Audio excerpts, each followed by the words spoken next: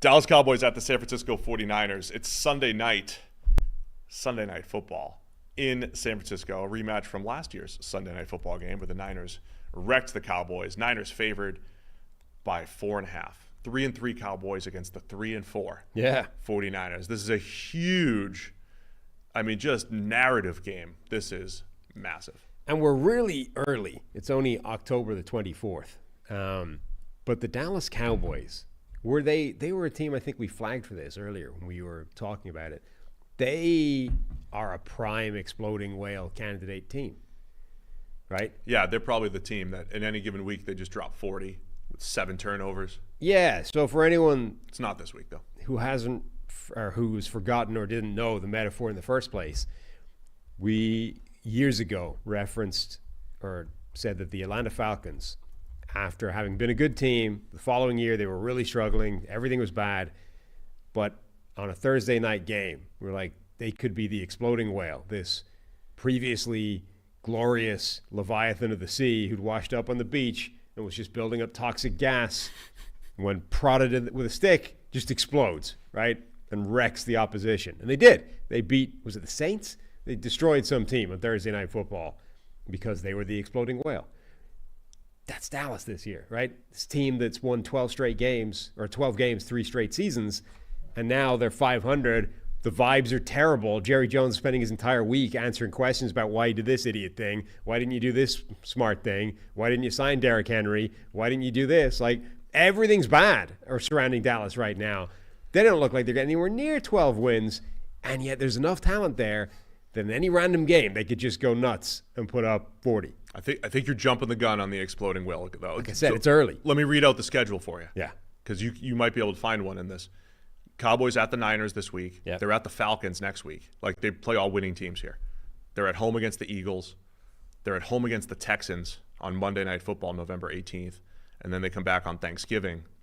The 18th? What is that? Yeah, Monday Night Football. And then they come back. No, I'm sorry. That's a Sunday game against the Commanders in Washington. And then Thanksgiving is against the Giants. So that's 5 straight games against winning teams currently. If they're going to do exploding whale, they're going to be like 4-6 going into the Texans game or something like that, or the Commanders game, right? I think it's too early. It's too early for that. Okay. You want a mind-blowing stat for the Cowboys? Sure. That you may have seen me post yesterday. They've allowed 0.16 EPA per play against the run. It's by far the worst in the NFL. 0.16 is really bad. So it's the worst run defense in the NFL. It would rank as the 5th worst pass defense in the NFL. That's how bad it is. So running against the Cowboys is more efficient than passing against all but 5 teams in the NFL. That's how bad the run defense has been this year for the Cowboys. Yeah, that is bad. And so all that said, and so the other part of the narrative here, if Dallas wasn't 3-3 with way more questions than they've had in years, to be honest, right? On the offensive side of the ball, their ability to run the ball, Dak's performance, the defensive side of the ball, the run defense, they've got more questions than ever. But even if they were good, this game would still be like, hey, can they beat good teams? Like, we came into the season like, hey, we know Dallas is good. We know they're going to beat up on bad teams. But can they beat the Niners? Can they beat the Eagles? Can they beat the Lions? Can they beat the best teams? That's not a question. They're getting run out of the building against the best teams, or the teams that are at full strength. So that would already be a question. But then you have on the Niners side, this is the most vulnerable they've been as well. Brandon Ayuk's now out for the season. They've got injuries up and down the board on the offensive side of the ball. The defense has been kind of hit or miss compared to where it's been, and the depth, I think, has taken a hit on the defensive side of the ball. So I think both teams are more vulnerable than they've been in a long time. Yeah, and the 49ers, so Dallas are 500, things are bad. It sort of feels like, okay, they might stumble to something, but ultimately they're not. Like, the last couple of seasons when they've won 12 games, like, you talk yourself into, they could go on a run in the playoffs. They could get this monkey off their back, and it's the same old story. This year, it doesn't feel like that's really within the range of outcomes anymore. Like, they're just not good enough to go on that run. They might still make the playoffs. They might still get there, but they don't feel like they're a serious contender. The 49ers, even though they're a game worse off, they're 3-4, it still feels like, okay, even with their injuries that are sort of long-term out for the season, there's enough talent there that once they get everybody back and, once they just stop dropping games, they could go on a run. They could, in January, be one of the best teams in the NFL again and still a legit Super Bowl contender. But there's only so many games you can lose before that stops being true or before they simply give themselves no margin for error anymore. It's a really big game for them. And even got like Deebo Samuel will be back, right? He had pneumonia or something. He might not be back. But no, I'm it's not, like a lot of guys. He's not Brandon Ayuk, right? He's not done for the year, right? But Samuel, Jawan Jennings, and Christian McCaffrey could all be back within 2 or 3 weeks, right? But pneumonia doesn't feel like something you shake off within a week, right? Like he might not be back for this game. He might not be a factor in this game, even if he's back. He tried to go last week and play like 2 or 3 snaps before they're like, actually, no, hospital for you. So they're going to have at least another game or two without these weapons, which means it's all on Brock Purdy, who played terribly last week, who had maybe the worst game of his career last week, coincidentally, while he didn't have this amazing suite of incredible weaponry. Like, the 49ers are rapidly running out of opportunity to right this ship, and they don't have the superstars that normally make that easy. Yeah, they're sitting there at 3-4. The old adage, you are what your record is, and I hate that because they are literally a couple fluke plays, some of them their own doing, right? But a kicker and a forced fumble, right? A kick and a fumble away from being 5-2, right? So if that record on the screen there says 5-2, do we talk about the Niners differently when it's literally 2 plays, or should we? I'm guilty of that sometimes, right? It's like, oh, they're 3-4, but what you're right about is they're running out of time, right? Yeah. So this is why it's such a huge game on Sunday night, just like last week's game, Steelers and Jets. Such a massive game to put the Steelers at 5-2, to see what Russ did, to see what Rodgers did. They fall to 2-5. This is a huge game. Shouty show implications here for Dallas. Shouty show implications for everybody if they fall to 3-4, and for the Niners. I mean, right? The loser's going to be called a fraud on Monday. Not just that. No. That you're not thinking nearly big enough. No, the loser. Dallas should pack it up and not even play the rest of the season. The loser of it's San Francisco. I mean, we're going to be getting calls for Shanahan's job if they lose this game. Shanahan. The game's passed him by. Yeah. Okay. So that's a good Shouty show take. The 49ers, they are going to rue so much blowing those 2 games within the division to the Rams and the Cardinals. Yes. Who were 2 teams that even in their depleted state, they should have comfortably beaten. Yep. The other losses are Minnesota, who apparently are very good this year, and Kansas City. Okay, that makes sense, right?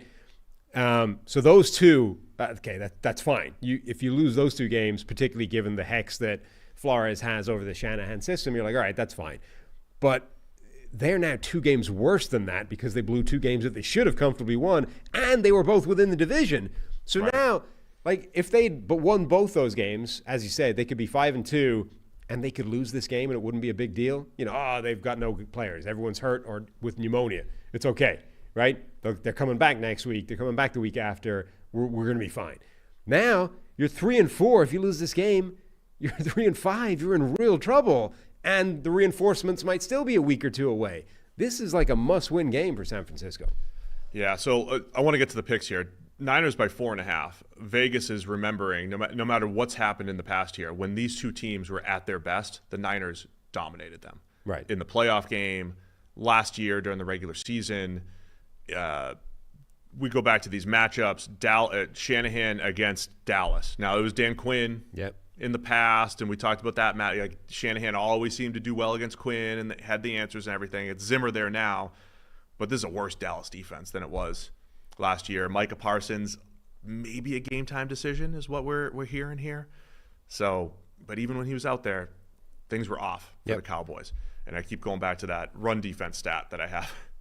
A lot of that was earlier in the year, but the Niners can run the ball. So if you're taking pressure off Purdy, could be a Jordan Mason game, and leaning on him and Isaac Guerrero, the 4.3 speed, I think the Niners are going to have some success on the ground. So where are you going to go with this one?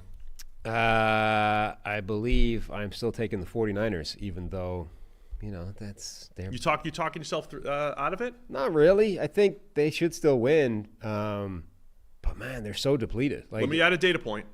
Our friend Bob Sturm. Yep. Bob Sturm, has his own Substack covering Dallas sports, is on Dallas radio and everything. And I saw him. He's very very unbiased Cowboys analyst. And he said, I watched the film on the Niners, and I think the Cowboys have a shot. Yeah. And he's the guy, I think, in the past who would say, hey, the Cowboys are really good, but they don't match up well against the Niners. He'd be down the middle. So he thinks, intimate knowledge of the Cowboys, he thinks they have a shot here. Whereas in the past, it felt like maybe they're just not in the same league as a team like the Niners. Yeah, and I don't think they would be if the Niners were healthy, but they are so banged up. There's only so many of those guys that you can lose and still be anything like the same team. We've seen instances previously where they've been without one or two of them, and it's okay, we just turn to George Kittle and he'll go off for 225 yards or whatever. It's like, yeah, but you at least had threats elsewhere, right? Yeah. Now you don't even have the threats elsewhere. So the team just looks at this 49ers offense and goes, well, if we just dedicate everybody to George Kittle, who else is winning? So that's where it becomes a problem, that unless they can run the ball absolutely at will, which I think is possible. It's entirely plausible they could do that against the Cowboys. If they can't, though, then again, it's all down to Purdy and him making something happen. Dallas coming off a bye, maybe that helps. Maybe they can change something around. Are you taking San Francisco on this? Yes. Officially? All right. I'll also take the Niners to cover the 4.5. Harry is going with the Cowboys. Not buying into history, the 9-year-old. He'll take the Cowboys as 4.5-point underdogs here. Thanks for watching all the way to the end of our video. For more great content, click here to subscribe and here to watch another video. We'll see you again soon.